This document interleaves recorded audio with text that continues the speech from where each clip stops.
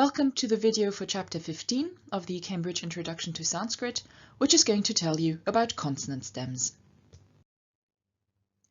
We've encountered several noun stems so far. In Chapter 6 there were short A stems, in Chapter 9 there were long A stems, and in Chapter 13 there were long I and long U stems. So all the stems that we've seen so far were vowel stems, i.e. stems ending in vowels. And while there was some overlap in their endings, we did have to memorize a unique set of endings for each stem. Nouns ending in consonants, on the other hand, all have the same set of endings. So there's one set of endings that we need to memorize that works for all of them. However, there is different internal sandhi depending on the exact stem final sound, i.e. depending on exactly which consonant a stem ends in, and therefore we still need to look at each consonant stem on its own. So before we go on to looking at individual noun stems, let's take a look at the endings that are common to all consonant stems. You have them here in a table, and there are several things to note. First of all, masculine and feminine consonant stems have the same endings. Their endings are completely identical. Neuters are different from masculines and feminines, but only in the nominative, vocative, and accusative. And within each number, these three cases have the same ending. So in the singular, nominative, vocative, accusative, neuter have the same ending. In the dual, nominative, vocative, accusative, neuter have the same ending. In the plural, the three cases have the same ending. Then, you will note that there are two fields that have not an ending but an asterisk in them. That's the singular masculine feminine nominative and the plural neuter nominative vocative and accusative. We'll come to these fields or to these forms next. Basically, you cannot predict what their endings are going to look like or what the forms are going to look like for a number of reasons that we're going to go through. Also, you'll see that there are two fields that contain dashes. So there would be the masculine, feminine, singular, vocative, and neuter, singular, nominative, vocative, and accusative. And basically, these cases do not have an ending, so the dash indicates that there simply is no ending. Apart from this, I hope you will see that many of these endings look familiar. In the accusative singular, we have as opposed to just m that we've found so far. Here we have Then the rest of the singular, a, e, ach, I, should already be familiar from root, i.e. from monosyllabic long I and long U stems. So for example, we had di ya, di ye, di yach, di yach, di yi. And so these are the exact same endings that we've got here. In the dual, masculine and feminine, nominative, vocative, accusative, the ow hopefully is familiar by this point. The e for the neuter, that's a new ending, so that's one that you need to pay attention to. The rest of the dual, the biham and och, also should already be familiar. In the plural, the masculine, feminine ending ach for nominative, vocative, and accusative is, dare I say it, annoying, for the simple reason that it is used for those three cases, and also for the ablative and genitive singular. So there's just a little bit of potential ambiguity, potential confusion when you see a consonant stem that ends in ach. And also what makes this form even more difficult to deal with is that, of course, short A-stem nouns, masculine short A-stem nouns, such as narach, in their nominative singular also end in ach. So it is easy to confuse these forms that are either ablative or genitive singular or nominative, vocative, accusative plural with the nominative singular of a regular short A stem. Then in the rest of the cases, bich, biach, su, we have many that are already familiar to us. In the genitive plural, we so far mostly saw a-nam, i-nam, u-nam. It was only in the monosyllabic, in the root long I and long U stems that we had the ending am. Remember, there were two alternatives. For example, for di, the genitive plural could be di-nam, or it could be di-yam. So di plus the ending am. It's that same ending am that we have here. So in a nutshell, there are many endings that hopefully are already familiar. And you should use these familiarities to memorize this set of endings. One more formal note before we go on to actually looking at a consonant stem paradigm, i.e. at a consonant stem set of forms. And this note concerns word final consonant clusters. In the nominative singular of the masculine or feminine, the ending is visarga, or underlyingly this visarga originally was an S.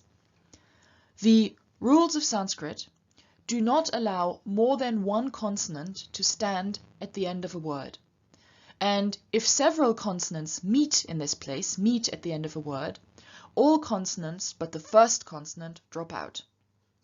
Now, consonant stem nouns, by definition, end in a consonant. And so after this consonant, the nominative singular masculine feminine ending, S or visarga, automatically drops out. This is why there is an asterisk in that nominative singular masculine feminine slot in the table that we just looked at. There is an ending, a regular ending, but the ending always drops out. And so listing an ending does not help you predict what the individual form for each individual noun stem is going to look like. Instead, this form, this nominative singular form, will have to be memorized individually. Sometimes the last vowel of the word is lengthened in what we call compensation for this consonant loss. So rather than having a word that ends in several consonants, we now have a word that ends in just one consonant, so something has been lost. And in compensation for this loss, the vowel preceding this consonant may be lengthened.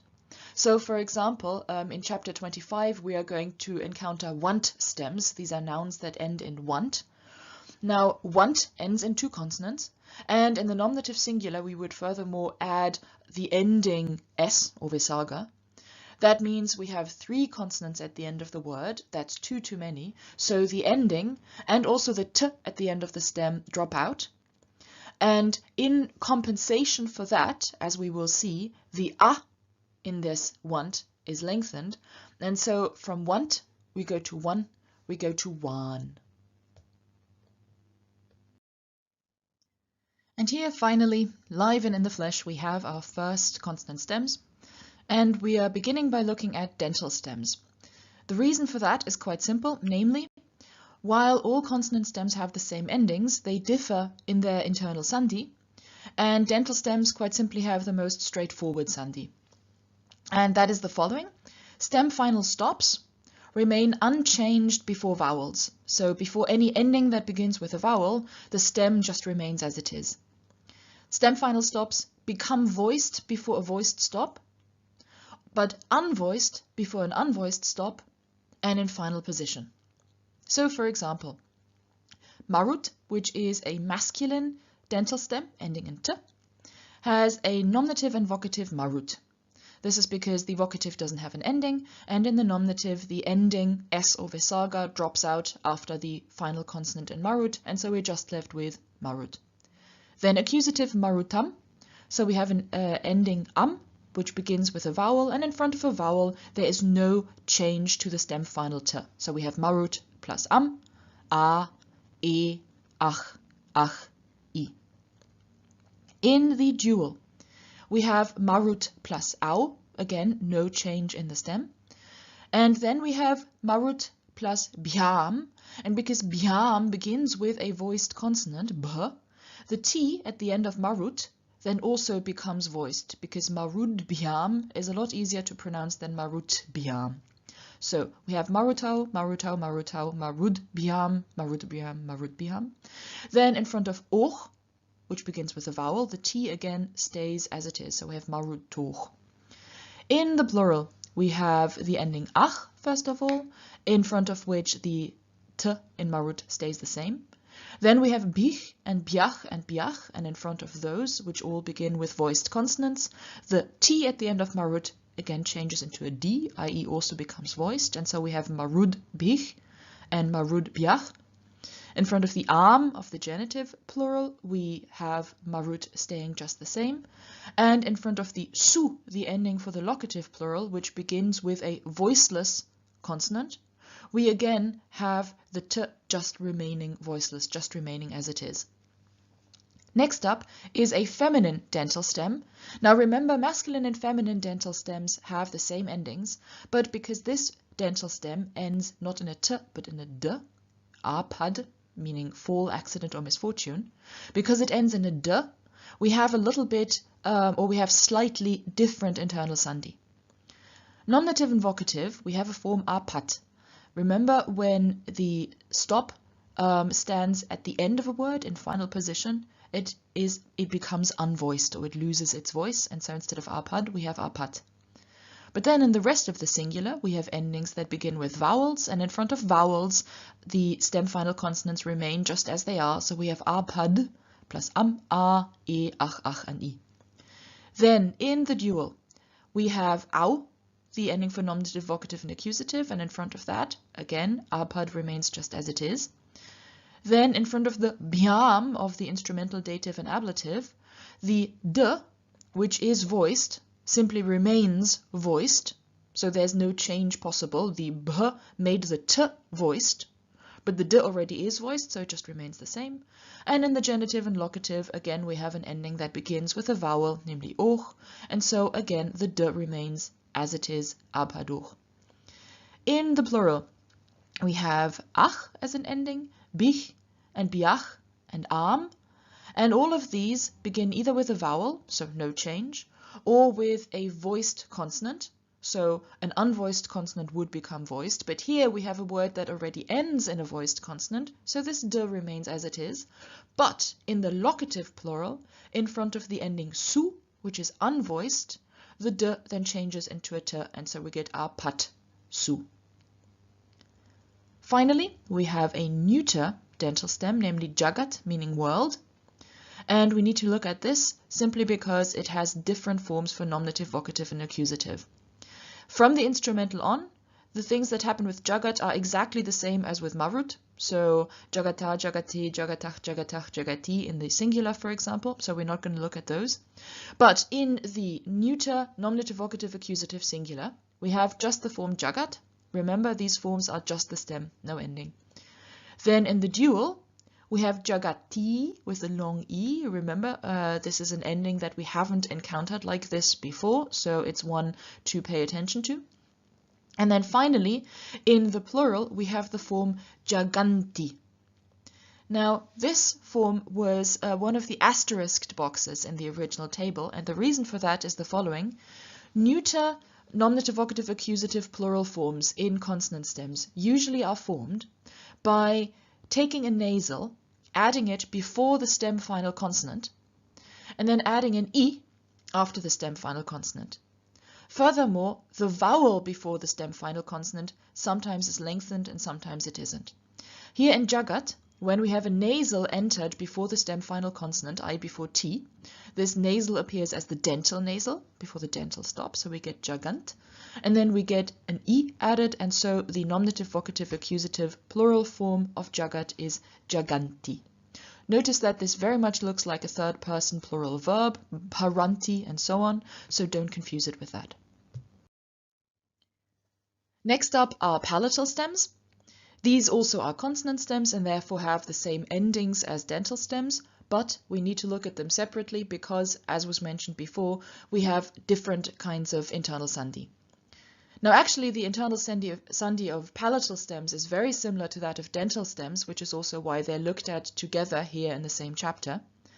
Just as in dental stems, we have the stem final sound remaining as it is in front of an ending beginning with a vowel, the stem final sound becoming or remaining voiced in front of an ending that begins with a voiced consonant, and the stem final sound becoming or remaining voiceless in front of an ending that begins with a voiceless consonant. Also, at the end of a word, every voiced consonant loses its voice, so becomes unvoiced. The one further change that we have here is that the palatal at the end of a palatal stem is replaced by the corresponding velar before another consonant, and also in word final position. So, for example, of wach, meaning voice, we have the nominative and vocative singular wak. What's happening here is that we have no ending in the vocative, and the nominative ending drops out because we can't have more than one consonant at the end of a Sanskrit word, And so we would expect the nominative to be just watch, but at the end of a word, a palatal is replaced by the corresponding velar, and so watch, which ends in the unvoiced, unaspirated palatal, becomes wak, which ends in the unvoiced, unaspirated velar. We find this same change from palatal to velar also happening before voiced consonants. So, for example, in the instrumental plural, we have wag, bich. So what's happening here is that in front of the bh, the ch at the end of watch, first of all, becomes voiced, but furthermore, it turns into its corresponding velar. So watch becomes waj, which is the voiced unaspirated palatal. This turns into the voiced unaspirated velar, namely g, and so we get wag bich.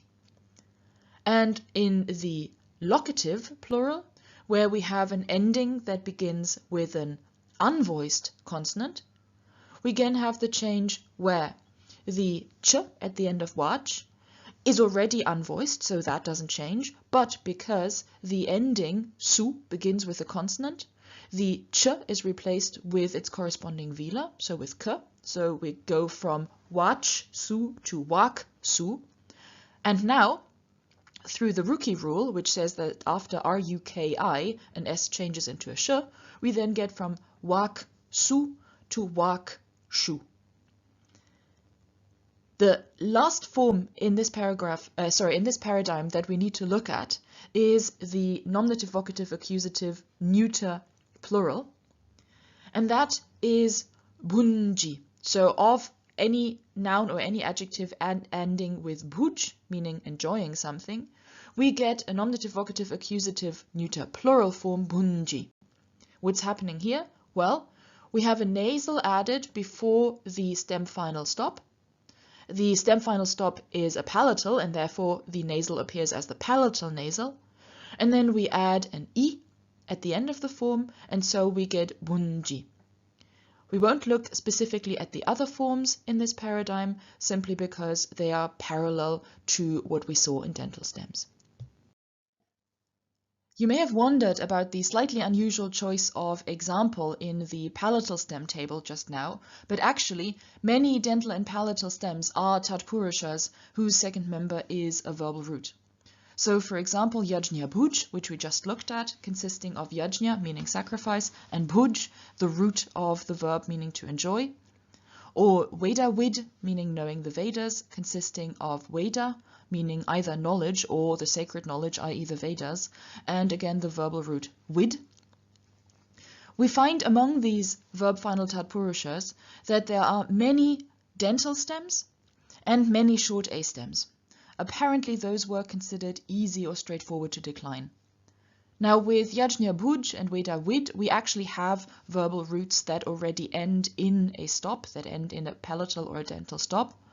But we find that many other roots, for example verbal roots that end in a vowel other than a or a, just add such a t, just add such a dental to create a compound stem that is easy to decline. So for example we find yuddha jit, meaning victorious in battle, which is based on yuddha, meaning battle, and ji, meaning to win or to conquer, plus t, because yuddha jit is very straightforward to decline. Shru, meaning to hear, in forms such as su shrut, su meaning well, shru, again added with a t added to it at the end to make it easier to decline, so su shrut then means hearing well. Or krit, in forms such as sukha krit, making or causing happiness, based on sukha, meaning happiness, and kr, meaning to do or to make, and again an added t, because that creates an easy to decline dental stem, sukha krit. Verbal roots that end in a, for example the zero grade of gum, which is gm and often appears as ga, or verbal roots ending in a, such as sta, to stand, often are used in compounds with a final short a. So, for example, kaga means skygoer, i.e. bird, or ratasta means standing on a chariot. The reason why the a in sta is shortened to a is quite simple. If we left it as a long a, then we'd be dealing with a long a stem, and that would appear as though it were feminine. And so whenever these forms are used in masculine or neuter, they are used ending in a short a. But if I were to talk about someone or a feminine, someone female standing on a chariot, the form would then be rata sta. Finally, short a stems are created on the basis of other roots that are strengthened to guna and then have a short a added to them. So, for example, again from the root kur, meaning to make or to do, we get bala kara. Bala means strength. Kara is based on kur. First of all, it's put into guna, giving us kar. Then an a is added to it, giving us kara. And so we have, for example, bala kara and various other compounds that end in kara, i.e. compounds that are straightforward, short a stems that are easy to decline. Finally, a stylistic note on the use of sa in compounds. Sa is related to the preverb sam and to the preposition saha, meaning with. And this sa can be prefixed to a noun to create a bahuvrihi compound. For example, if I describe someone as saputra, then I say that their children are with, i.e. they are with children, or in actual English, that they have children.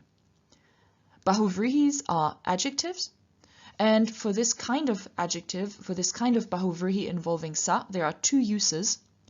First of all, agreeing with another noun in expressions that into English are best translated as A and B.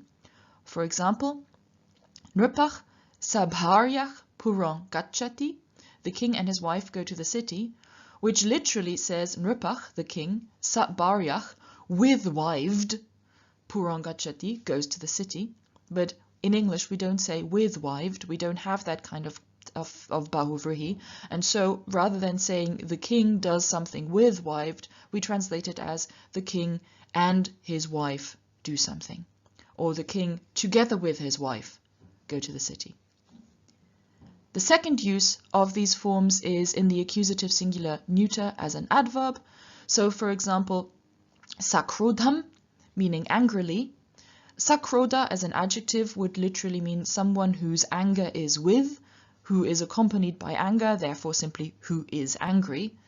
And that then used as an adverb would simply give us angrily. That was it for this chapter. We hope that you found this video helpful, and if you have any comments or suggestions, we would love to hear from you. Please do write to us at rupal@cambridge-sanskrit.org.